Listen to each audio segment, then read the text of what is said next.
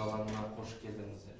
Бүгінгі баспасөз конференциямыздың тақырыбы демократияландыру кезеңіндегі жаңа қадам тақырыбында болады. Бұл туралы толық ақпаратты бүгінгі біздің спикеріміз айтып өтеді. Спикерімізбен таныс болыңыздар. Мәди Мелдеудің Мәтен, Нұр Отан партиясы Жамбыл облысы филиалының төрағасының орынбасары. Мәди Мелдеудің қош келдіңіз. Сөзіңізге өзіңіз. Рахмет. Қайырлы күн, құрметті журналистер, бақ өкілдері. Бүгін өздеріңізбен жүздесудің сәті түсіп отыр. Өздеріңізбен бүгін демократияландырудың кезеңіндегі жаңа қадам тақырыбында әңгіме өрбітетін боламыз.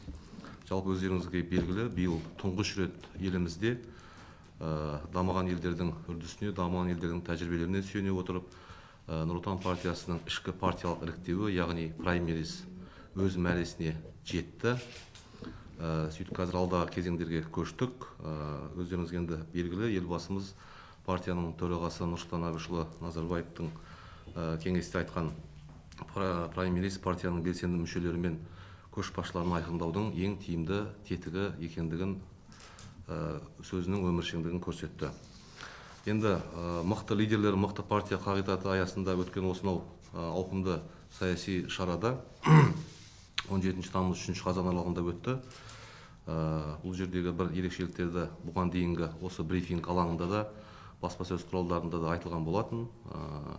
30% кейінгі партиялық жасақталатын партиялық тізімге 30%-ын әйелдер квотасы және 35 жасқа дейінгі жастарды 20% квота белгіленді. Осындай басты ерекшеліктері бар. Бұл туралы да сіздерге бірнеше рет жеткізілген хабарланған болатын. Одан бөлек тағы да әртүрлі әлеуметтік санаттағы жандар, яғни өзіміздің қандастарымыз бар, мүмкіндігі шектеулі жандарымыз бар, көпбалалы аналар деген секілді санаттар да ескерілді. Жалпы өңірде праймеризге 767 үміткер өзінің бағын сынаған болатын. Бұл облыс бойынша жалпы 206 депутаттық мандат болатын болса, соған шаққанда бір орынға 5 адамнан, нақтырақ айтатын болсақ 5-3 адамнан келеді.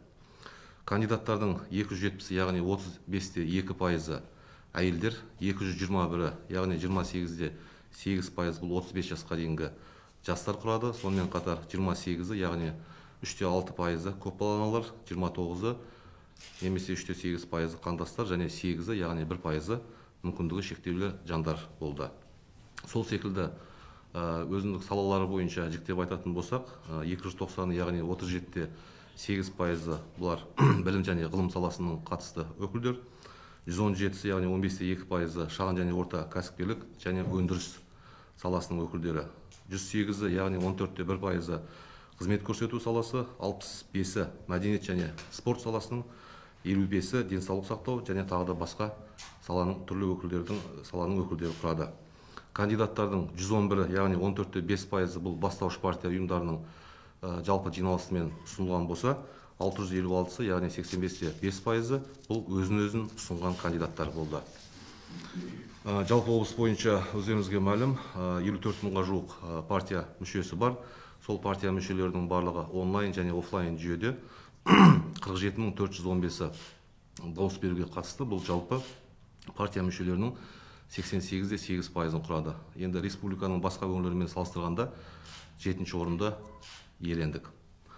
Қазір енді праймериз шаралар өзінің мәресіне жетті. Енді екінші кезеңге өттік.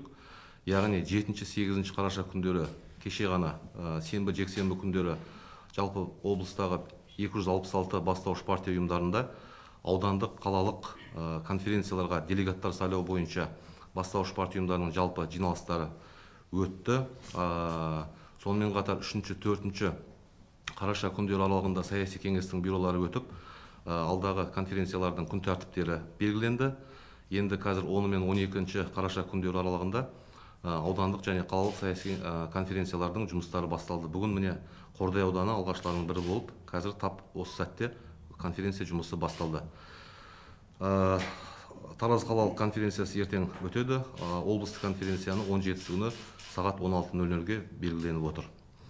Содан кейін барып сол конференцияларда сайланған делегаттар жаңағы өкілдік нормасына сәйкес жалпы аудандық делегаттардың өңірлік квотасы 70 адамға дейін болған. Тараз қаласына 90 адамға дейін делегат және облыстық конференцияға 200 адамға дейін делегат сайлау өкілдік нормасы бекітілген болатын. Соған сәйкес қазір конференциялардың барлық өтетін орындары, күндерінің барлығы белгіленді. Ол Нұр Отан партиясы аудандық, қалалық және облыстық филиалдардың ресми сайттарында алдын ала жарияланды. Сол сайланған делегаттардың есебінен республикалық съезге кезектен тыс 20-шы съезіне делегаттар сайланатын болады. Ол қазіргі болжам бойынша 25 қарашаға белгіленіп отыр. Оның алдында елбасымыз партия төрағасы Нұрсұлтан Әбішұлы Назарбаевтың қатысуымен саяси кеңестің бюросы отырысы өтетін болады. Енді мен осы жерде бірқатар мәселелерді аша кеткенді жөн санап отырмын. Конференцияларда күн тәртібінде қаралатын негізгі мәселелер. Біріншіден, биыл өздеріңізге мәлім, бұған дейін Нұр Отан партиясының сайлауалды бағдарламасы болған болатын, оның уақытысы таяды. Енді биыл тұңғыш рет, бұрын тек қана бірыңғай ғана сайлауалды бағдарлама болатын болса, қазір облыстық бөлек, Тараз қалалық және аудандық сайлауалды бағдарламалар 5 жылдыққа арналған сайлауалды бағдарламалар жобалары әзірленіп, ол орталық аппаратпен және өзіміздің облыстық жергілікті атқарушы органдармен келісілді. Бірінші мәселе, конференцияларда сайлауалды бағдарламалар бекітілетін болады. Екіншіден, жаңағы праймериздің қорытындысы бойынша жоғары балл жинаған, рейтингте ең жоғары балға қол жеткізген кандидаттардың арасында, үміткерлердің арасында жария пікірсайыстар өтеді. Аудандарда облыстық мәслихатқа, облыстық конференцияларда Қазақстан Республикасы парламентінің мәжілісіне партиялық тізімге енгізу үшін жария пікірсайыстар өтеді. Жалпы жария пікірсайыстарға облыс бойынша 100 адам қатысады деп белгіленіп отыр. Оның 15-і республикалық жаңағы мәжіліске қатысатындар. Екінші, жария пікірсайыстардың барлығы электронды дауыс беру арқылы өтеді, яғни кабинкалар орнатылады. Барлық карантин талаптары, қазіргі пандемия індетке байланысты талаптарының барлығы қатаң сақталған. Сөйтіп жаңағы арнайы дауыс беру кабинкаларында онлайн дауыс беру жүйесі арқылы, яғни электронды дауыс беру жүйесі арқылы өтетін болады. Одан кейінгі партиялық тізімге үміткерлердің тізімі таныстырылады. Аудандық конференцияларда облыстықінде ары қарай республикаға ұсыныстар берілетін болады, сүйеулі тізімі жасақталады. Одан кейін ең соңғы мәселе жаңағы делегаттар сайлау мәселесі. Міне осындай күн тәртіптерімен қазіргі күні басталды. 12-сі күні бітеді, 17-сі күні облыстық конференциямен аяқталады. Негізгі бүгінгі айтайық деген мәселеміз осы. Мен хабарламам қысқаша болдым. Сұрақтарыңыз болса, жауап беруге дайынмын. Қанша саяси партиялар қатысатынын айтып кетсеңіз, жаңағы сайлау учаскелері бойынша.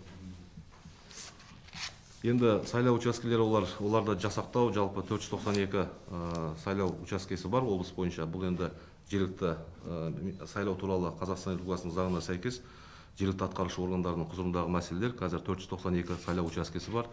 Біз қазір Нұр Отан партиясы өзіміздің тарапымыздан әрбір сайлау учаскесіне 3 сенімді өкілден айқындалып отыр. Сол бағытта жұмыс жасап жатырмыз. Бұл әрбір сайлау учаскесінде бұның барлығы жаңағы үгіт кезеңінде күнтізбелік жоспар бекітілген, өздеріңіз білесіздер. Сол күнтізбелік жоспардың аясында сол белгіленген уақыттарда үгіт кезеңінде жүретін жұмыстар. Әзірге бізде желілік кесте өзіміздің партия филиалдарының тарапынан сайлауалды дайындық жұмыстары басталып кетті. Желілік кесте әзірленді. Жалпы 3000-нан астам оған іс-шаралар көзделіп отыр. Сонымен қатар оларды ақпараттық сүйемелдеу мәселесі бойынша да өзіндік ішкі жұмыстарымыз атқарылып жатыр. Оның барлығын өздеріңізбен тығыз байланыста жұмыс істейтін боламыз деп санаймын. Баяндамаңызға рахмет. Құрметті әріптестер, сұрақтарыңыз болса. Бір сұрақ болған, жаңағы партия конференциялары қандай режимде өтеді, онлайн режимде болады ма?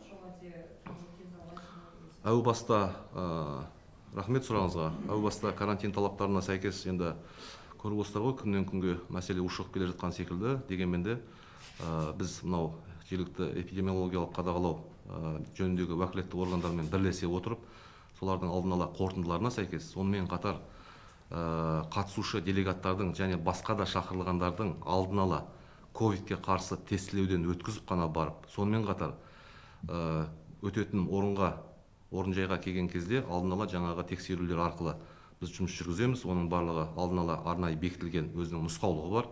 Яғни өтетін залдар әрбір 2 сағат сайын желдетілу керек деген секілді. түрлі антисептикалық маска деген сияқты мәселелердің барлығы, режимдердің барлығы қатаң сақталатын болады. Біз солармен бірлесіп бұны өткізгелі отырмыз енді. Ал енді о баста онлайн деген сияқты текілді мәселелер орталық аппарат тарапынан біздің айтылған болатын. Дегенмен де енді қазіргі техникалық мүмкіндіктерді ескеріле отырып, онлайн дауыс беру жүйесі бар, бірақ та конференциялардың барлығы офлайн режимінде кәдімгі бұрынғы дәстүрлі түрде өте беретін болады. Қанша адамға дейін жиналады? Облыстық конференция 200 адамға дейін жиналады. Жалпы делегаттардың жобасы енді қазір әшейін тек қана ол жоба ғой, пока әзірге жаңағы аудандардан конференцияларынан сайланып келеді ғой делегаттар. Соған сәйкес сол шақырылғандар бар, жалпы делегаттардың бар құрамы сол 150 адамнан аспайды деп жоспарлап отырмыз. Аудандық делегаттар жаңа бөлініске сәйкес 70 адамға дейін, Тараз қаласында 100 адамға дейін, 90 адамға дейін деп белгіленген. Тағы да сұрақтарыңыз бар ма? Сұрақтарыңыз жоқ болса, осымен баспасөз конференцияның жұмысын аяқтаймыз. Башаларыңыз келгендеріңізге рахмет, аман сау болыңыз. Жақсы, рахмет. Амандықта жүздесейік.